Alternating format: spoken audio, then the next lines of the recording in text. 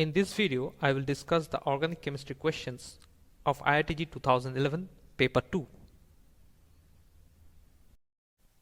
In our first problem, it has been asked that amongst the compounds given, the one that would form a brilliant colored dye on treatment with NaNO2 in dilute HCl followed by addition to an alkaline solution of beta-naphthol is. So what we have to do here, we have to find out the starting material.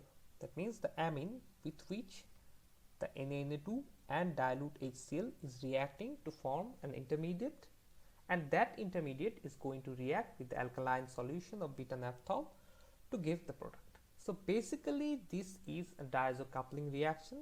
First we have to find out the diazonium salt and then how that diazonium salt is going to react with the beta-naphthol to form the brilliant colored dye.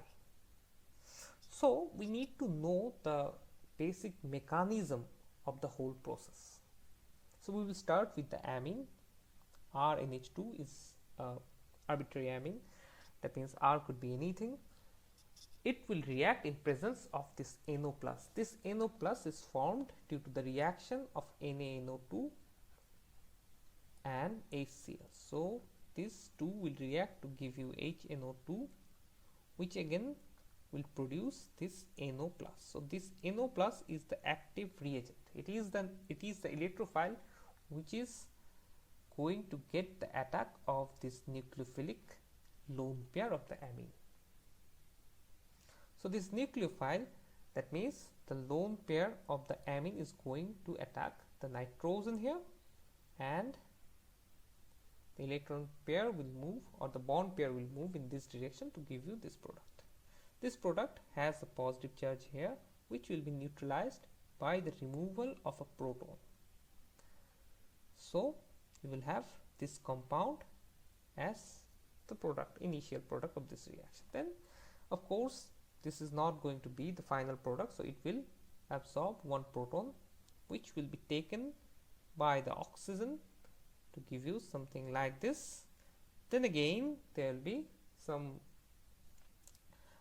displacement of the electron from the bond pair to the oxygen to give you a species like this, where we have the positive charge over the nitrogen. Then it will again undergo a deprotonation in presence of water to give you this compound, which will again gain a proton from the solution, and due to some rearrangement of the electrons, it will, the final diazonium salt will be obtained.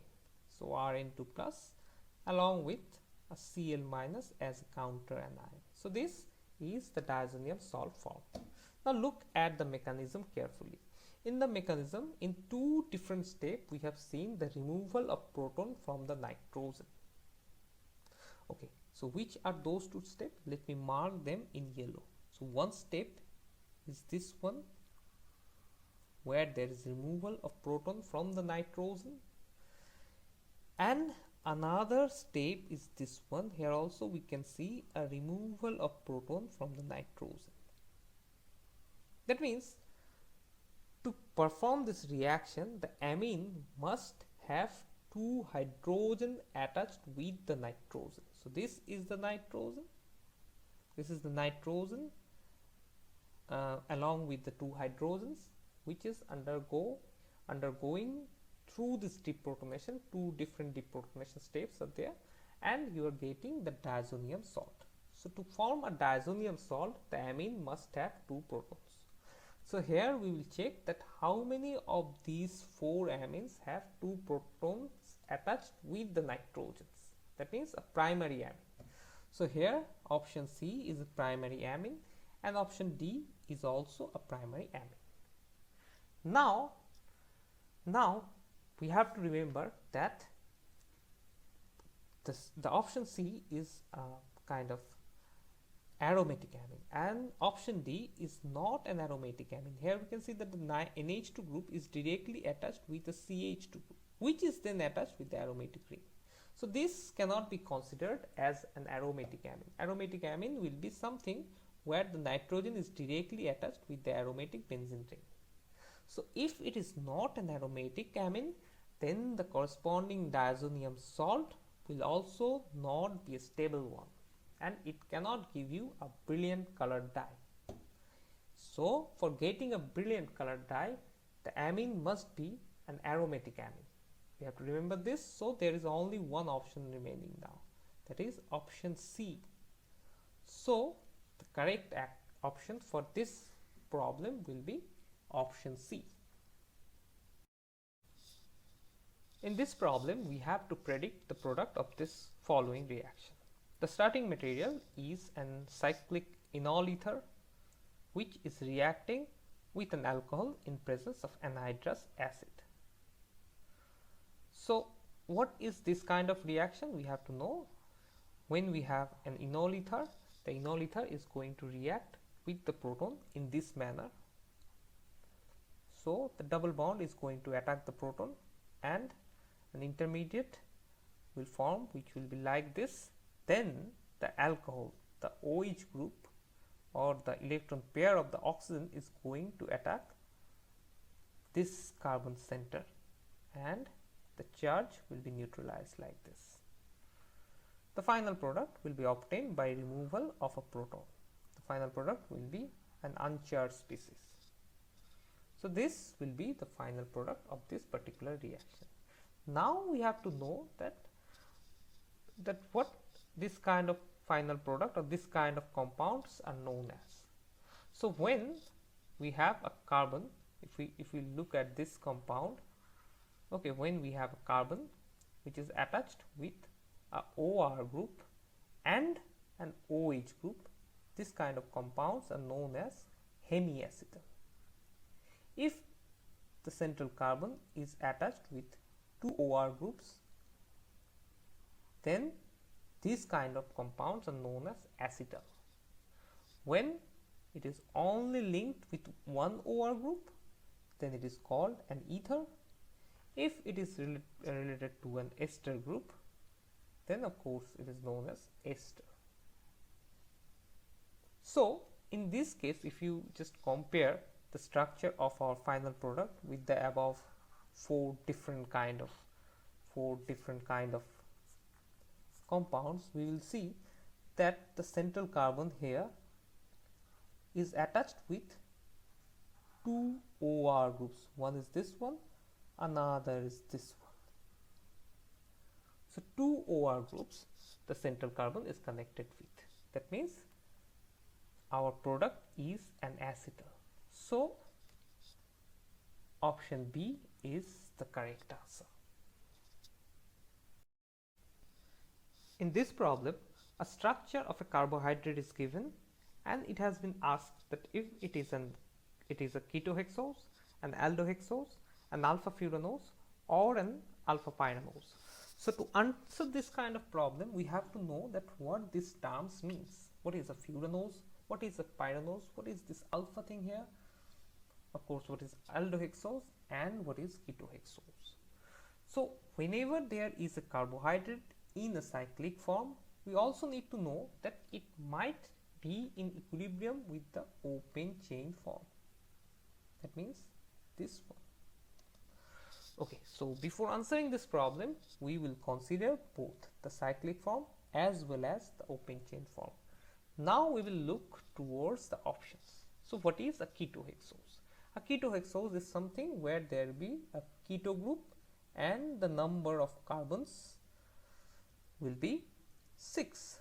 So CH2OH, then CHOH, CHOH, CHOH. So 1, 2, 3, 4, 5, 6 CHOH. So this is a ketohexose. Now what is an aldohexose? In case of aldohexose, there will be an aldehyde group, and then there will be the other groups, other hydroxide groups. It is an aldohexose, so there must be an aldehyde group. 1, 2, 3, 4, 5, 6. So 6 CHOH group. Now next is a furanose. What is a furanose? A furanose must have a structure similar to furan. furan has a structure like this. That means a 5-membered ring with an oxygen connector. Here we can see it is a 6-membered ring. The ring structure is a 6-membered ring. So furanose option is gone. What is pyranose then? The option D, pyranose, is something which is a 6-membered ring containing an oxygen connector like this. This is a pyran, and the system which is similar to this is also known as pyranose. Here we have a 6-membered ring, so it could be a pyranose, because the question if you see the structure, you can see a 6-membered ring, so it could be a pyranose. But here also there is another term called alpha. What is alpha?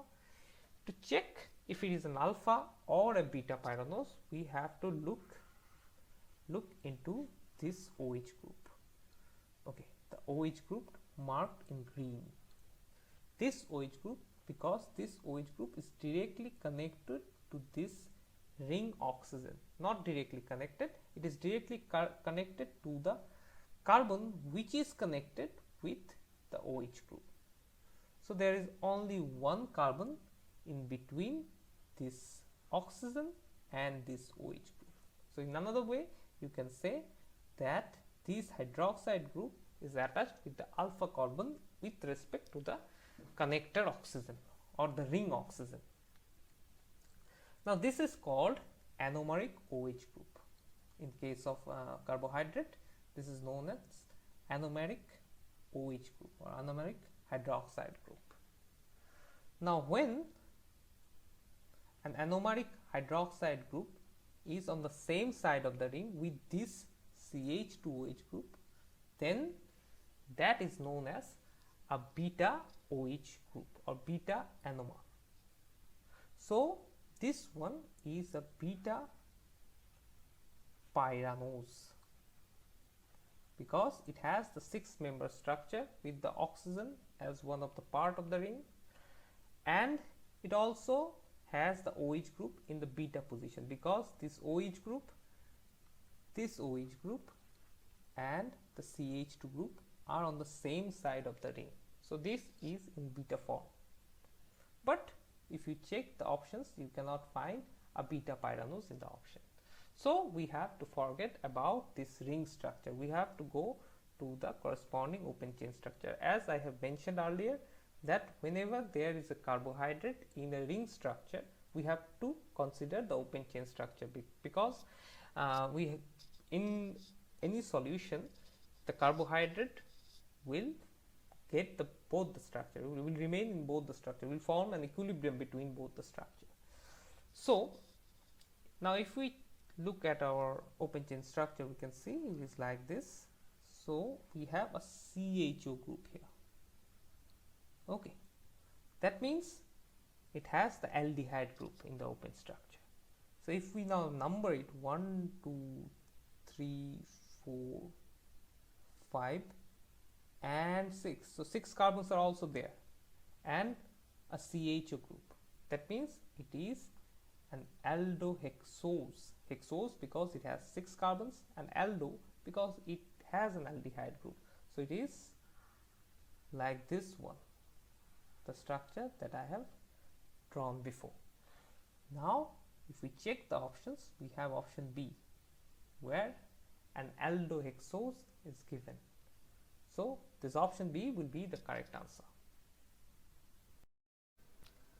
In this question, we can see that a compound is given here, a starting material with 2X, and a reagent is given as Y, whereas reagent 2 is a specific compound with 2 carboxylic acid at 2 end, and we have a CH2, CH2, CH2. That means 4 carbon chain in between.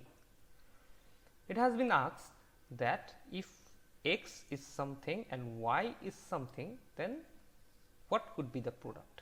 We have to choose an option where the product will be a condensation polymer.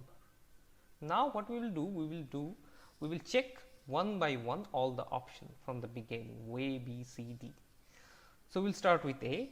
So X is equal to COOCH3. That means this thing and then Y is equal to H2 nickel hit. H2 nickel hit is a kind of reducing agent which will reduce these two ester groups to the corresponding alcohol, and then reagent 2 here, that means the carboxylic acid, the dicarboxylic acid, that means reagent 2 is going to react with this alcohol.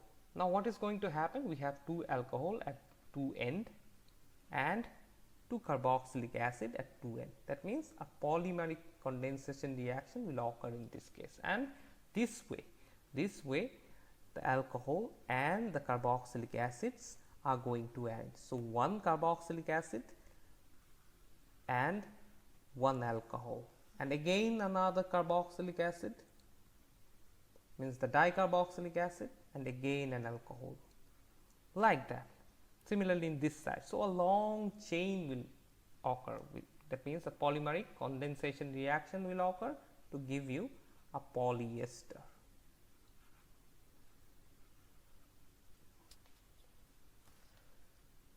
Okay, in option B, what we can see, we have an amide.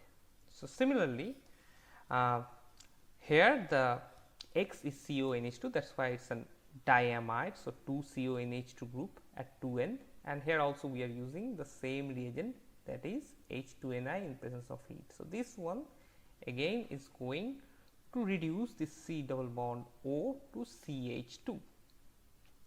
Fine. So we will have this one as one of the reagent, and the other reagent, that is reagent 2, is always fixed, that means a dicarboxylic acid, 2 carboxylic acid group at 2 end.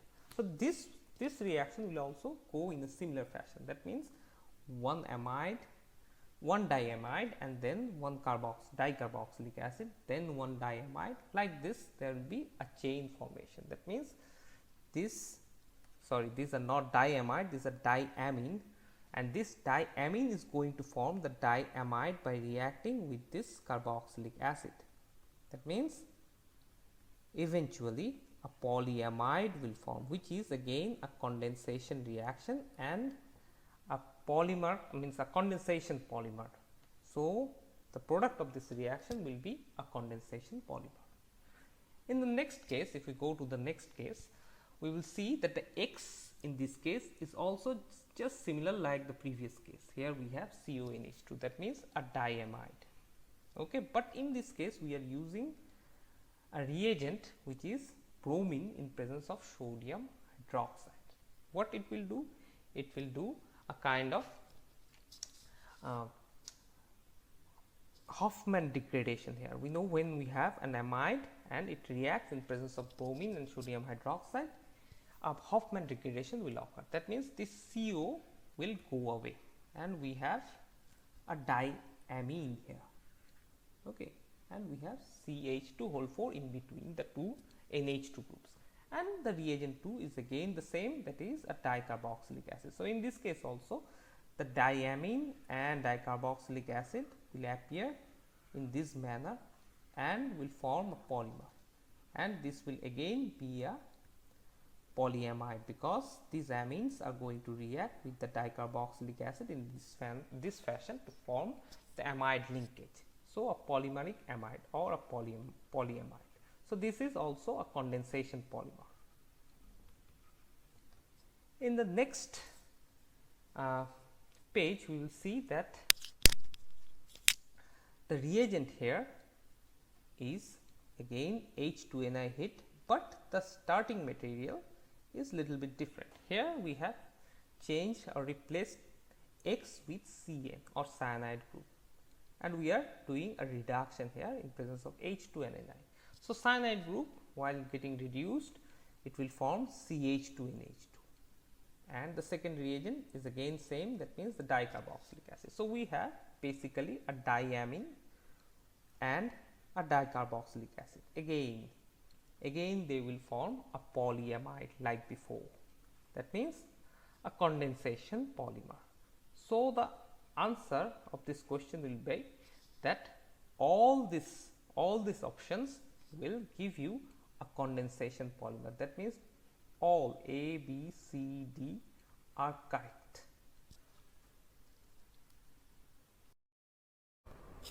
In this question, structure is given and it has been asked that how many contributing hyperconjugated structure is possible.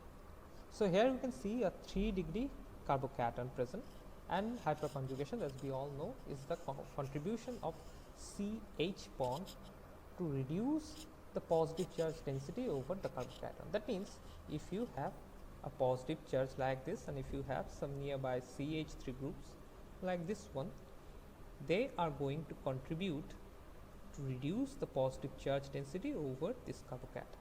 So the hyperconjugative structure will be like this: CH plus HH. Now, as we can see that if the positively charged carbon is the carbon we consider or is the carbon of our concern, then the alpha carbon is this one. So we are basically looking at alpha hydrogens. In this case, there are 3 alpha hydrogens. So these 3 is going to participate in the hyperconjugation, and there will be 3 hyperconjugation for these 3 alpha hydrogens. Now, in this structure, the structure that is given in this question, how many alpha hydrogens are there we have to count. So here we have 3 alpha hydrogens. In this direction we have another 2 alpha hydrogens, and here we have another alpha hydrogen. So total alpha hydrogens are 1, 2, 3, 4, 5, 6. So 6 structures are possible for showing hyperconjugation. In this question, it has been asked that the maximum number of isomers that are possible on monochlorination of the following compound. So monochlorination means in every case we have to consider the replacement of one hydrogen by a chlorine group. So here how many different kinds of hydrogens are there, we have to find it out. Here I have already marked them one by one, like for this one I have marked 1 because this is a specific kind of hydrogen which is not available in any other part of this molecule. Similarly, this is second kind of hydrogen. So you can see that this kind of hydrogen is again present in this part. So these 2 different kind of hydrogens are kind of equivalent. That means this number 2 and this number 2, these 2 kind of hydrogens are same. Similarly, this 3 and this 3, these 2 different kind of hydrogens are also same. They are not different, they are basically same. Similarly, this kind of hydrogen, that is number 4, is also different from the others. That means there are 4 different kind of hydrogen present in this molecule: number 1, number 2, and number 3, and number 4. So there are only 3 kind of hydrogens which are marked as number 1. There are 6 different kind of hydrogen which is marked as number 2. There are 4 different kind of hydrogens which are marked as number 3, as well as there is another kind of hydrogen which is only 1, and that is marked as number 4. So 4 different kind of hydrogens are present in this molecule. So for now we will replace these hydrogens by a single chlorine atom. So if we just replace one of these 3 hydrogens, that is if we replace any one of the number 1 hydrogen, what we will get? We will get this compound, where this is also a kind of monochlorinated compound, that is 1 chlorine atom is there and 1 hydrogen is replaced. So if we just replace any other hydrogen from these 3, it will give us the same product because these 3 hydrogens are same or equivalent. So now we have to see that if this compound, this newly formed compound is a chiral compound or not. If it is a chiral compound, then we also have to consider the stereoisomers, because it is also there in the question that we have to consider the stereoisomers. So if we check, we can easily see that this carbon is not chiral because this and this are similar kind of group attached with this carbon. Similarly, this carbon is also not chiral because we have 2 hydrogens attached with this carbon. So this compound is not chiral, that means there will be only one isomer, and that is this one. So one isomer coming from the monochlorination of this type of hydrogen. Okay, fine. Now let us check about the second kind of hydrogen. That means the mark 2 is there. Okay, we will check. So if we just replace any one of this hydrogen, we will get something like this compound. So if you just replace one hydrogen from the left hand side CH3 group or the right hand side CH3 group, you will get the same compound, but this compound is chiral. This compound is chiral because it has a chiral carbon here. All the 4 different groups attached with these carbons are also different. That means there is one chiral carbon. That means we will get 2 stereoisomer from this product. Okay, so the total number of compound or monochlorinated compound is 3 now. Let us now replace this hydrogen, any of these hydrogens. So number 3 hydrogens are equivalent, so we can just replace any of this hydrogen. There are 4 hydrogens, so if we just take any of the hydrogen and replace with chlorine, we will get a compound which will be similar to this. Now look at this compound and you can easily see that here is a chiral carbon, because all the 4 groups attached with this carbon is different. Similar to this, there is another chiral carbon here. So 2 chiral carbons are here, that means 2 to the power n. In this case n is equal to 2, so 2 to the power 2 or 4 stereoisomers are possible. So 4 stereoisomer we have to consider for this specific compound. So monochlorination of this hydrogen, that is number 3 hydrogen, is going to give us 4 different kind of stereoisomers. Now if we just replace the 4th hydrogen here with the chlorine, we will get something like this. This compound is also not a chiral compound because the central carbon is attached with 2 similar groups. That means it is not a chiral compound. So the number of isomers or the number of monochlorinated compound obtained from the monochlorination of H4 will be 1. So total number of compound that can be obtained from this compound by a monochlorination is 4 plus 1 plus 2 plus 1 is equal to 8.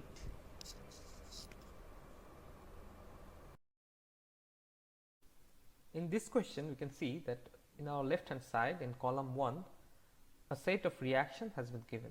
There are 4 reactions that has been shown here, and in column 2 the information regarding the types of reaction as well as the intermediate involved is written.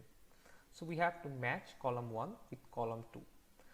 To answer this kind of questions, we have to know the detailed mechanism of these reactions. So let me start with the first reaction, reaction A.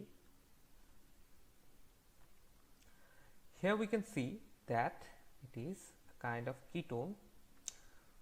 It is actually a diketone, that means 2 keto groups are attached to this benzene ring, and the reagent is sodium hydroxide. So what is going to happen? So in presence of sodium hydroxide, which is a base, is going to abstract a proton.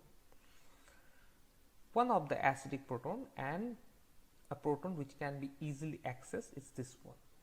So this one will be taken by the sodium hydroxide, and a negative charge will appear on the carbon atom. That means it is a kind of carbon ion, and this carbon ion is very stable because of the nearby keto group. Anyway, this carbon ion in the next step is going to attack another keto group like this. So when the carbon ion is forming, that means the carbon ion intermediate is involved in this reaction, and this carbon ion is acting as a nucleophile which is attacking this electrophilic center. So this is a nucleophilic addition because this nucleophile is getting added up to this electrophilic center. In the next step, the negative charge will appear on the oxygen, which will abstract another proton from the water to form the OH here, and then this will undergo a dehydration reaction to form the double bond here, and that will happen in presence of the base, because the base is going to take the proton and will help in the dehydration process. So this specific reaction involves a dehydration, it involves a carbon ion intermediate, as well as it is a nucleophilic addition reaction. So if we have to match A, we will match it with nucleophilic addition, that means option S. A carbon ion intermediate is involved, so option T, and also it involves a dehydration step. So we will write R, S and T under option A. In option B, there is a reaction which involves a Grignard reagent, an organomagnesium reagent, where the CH3 group will behave as the nucleophile because it bears the negative charge. In the substrate, we have two electrophilic centers. One is this one, which is the carbonyl carbon, another is this one, that means the carbon which is having the chlorine atom. So if we compare the electrophilicity of this center, we can easily see that the center, which is the carbonyl carbon, is much more electrophilic than the other one. That means this nucleophilic CH3 will attack this center, this carbonyl carbon here, and will form a species like this. Here the CH3 group is the nucleophile and it is getting added up with our substrate. So this is a nucleophilic addition reaction. And then what is happening? So the negative charge over the oxygen is now going to attack the nearby electrophilic center. So we have another electrophilic center, which is the carbon bearing the chlorine atom. Of course, that carbon is now going to get attacked by this O minus. So O minus will attack at this carbon, and chlorine will go away as the leaving group. So this step, what is happening here? A substitution is happening here, and here the attacking group is a nucleophile and it is a nucleophilic substitution. So in option B, there is a reaction which is there in option B involves a nucleophilic addition in the first step and a nucleophilic substitution in the second step. So if we go back to our problem, we will write nucleophilic substitution, that means option P of column 2 here, as well as it is a nucleophilic addition too. So S, so P and S with B. In option C, we have a reaction where the starting material has two oxygen atoms, and one of them is a general oxygen atom and the other is a O18 labeled hydroxide group. That means it is an isotopically labeled hydroxide group, and in the product we only have one oxygen atom, and that is the isotopically labeled oxygen atom.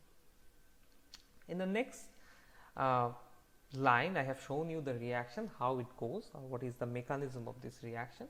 Here you can see that the starting material is going to accept the proton and the carbonyl oxygen is going to accept that proton, and of course the positive charge will come over the oxygen here.